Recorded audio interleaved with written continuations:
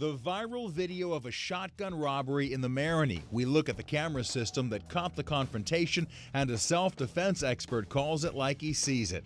Plus, plans to bring an Al Copeland statue to Metairies' biggest park. And could caffeine be the next nicotine? How companies may be targeting your kids. Good evening, everyone. I'm Kurt Sprang. We showed you the video last night. A robber gets routed in the Marigny. Tonight, it's gone viral for the world to see. So we decided to revisit the scene of the crime and get some opinions from a self-defense expert. The video will make you shudder, then cheer. A robber pumps his shotgun, then aims it at his victim's face.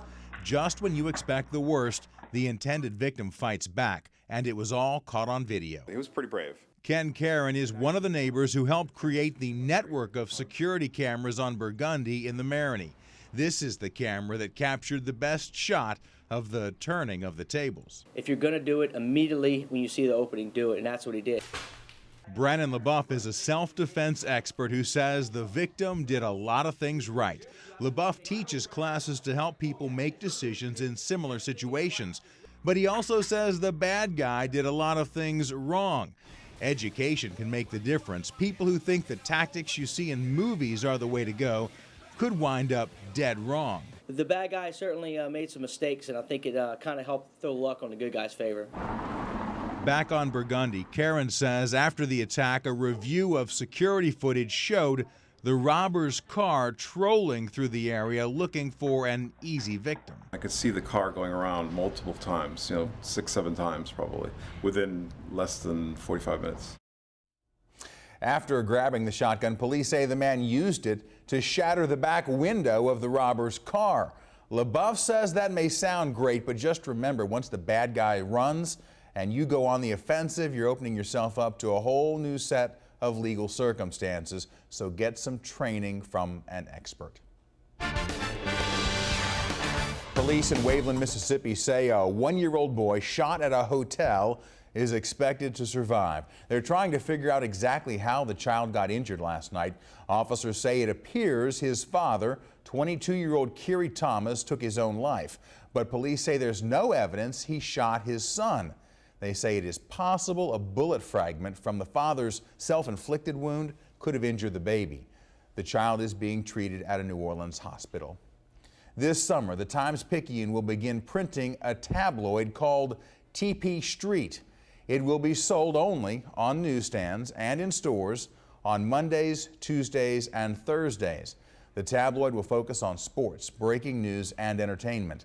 Last October, the Times-Picayune started printing 3 days a week after a round of layoffs at the paper.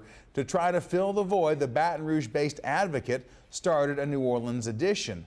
Also, the Times-Picayune's new move comes on the same day businessman John Georges sealed a deal to buy the Advocate. For a second straight afternoon, a line of storms dumped rain in the area. Now we're under a flash flood watch.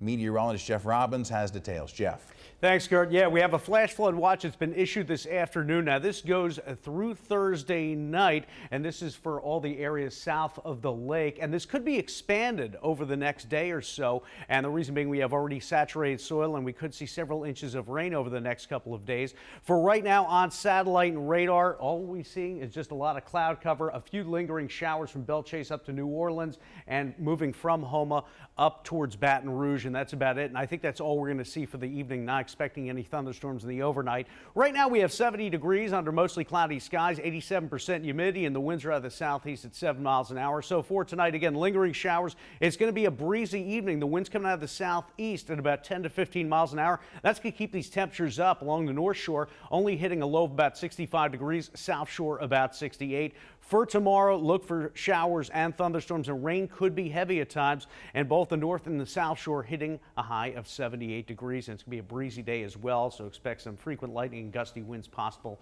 also. I'll cover that more in my 7-day forecast coming up. All right, thank you, Jeff. Louisiana is getting millions of dollars from BP. Most of it will go toward coastal restoration. WGNO's Vanessa Bolano reports on the announcement 3 years in the making. And we're watching these islands disappear day by day. They're not going to regrow. unless somebody goes back out there and puts them back in place. Fishing guide Scott Poche has spent his entire life in Lafitte, most of it on the waters. He's seen the changes along the coast and says they seem to be getting worse every year. But now there's hope. Hope that something will be done to slow erosion or even turn back time. Today, I'm proud to announce that BP has agreed to fund approximately $340 million for projects for Louisiana. Long overdue, but finally here. Governor Jindal says of the $340 million, $320 million will be used to restore miles of beach, dunes, and marsh along 4 barrier islands, from Terrebonne Parish to the east bank of Plaquemines. The remaining $20 million will be used to create 2 fish stock research centers. We can finally start saying flood protection, storm surge, and the coast is getting better, not worse every year. It's been 3 years since BP's Deepwater Horizon burst into flames, sending millions of barrels of oil into the Gulf and killing 11 men. Today's relief is just the beginning. They spent a lot of money on TV ads saying they want to make this right. If they really want to make this right, they need to get out of court and truly make this right. The governor says there's still 200 miles of shoreline in our state that remain oiled. Erosion rates have increased and oyster production has gone down. No one knows this better than those out there, those like Poche. We hope that one day we will see some kind of progress. Now, some are skeptical about this announcement. Others are pleased with this sign of progress, but all agree it's quite evident the fight is not over yet. And Senator Mary Landrieu released this statement earlier today saying, to truly achieve justice, we need a resolution to the civil case against BP so the projected billions in fines can begin flowing. And Kurt, that $340 million announced today is really long overdue. It's part of $1 billion that BP committed to spend back in 2011. Back to you. All right. Thank you, Vanessa. New development in the search for a consent decree monitor for the NOPD. A federal judge granted a delay so the groups involved could reach an agreement on the decision. The new date for the tentative meeting to make a final decision is May the 14th. People love his chicken. Will they love his statue just as much? It's in a growing number of foods and drinks. Should companies be targeting kids with caffeine? And the move to create separate school playoffs is a step closer to the goal line.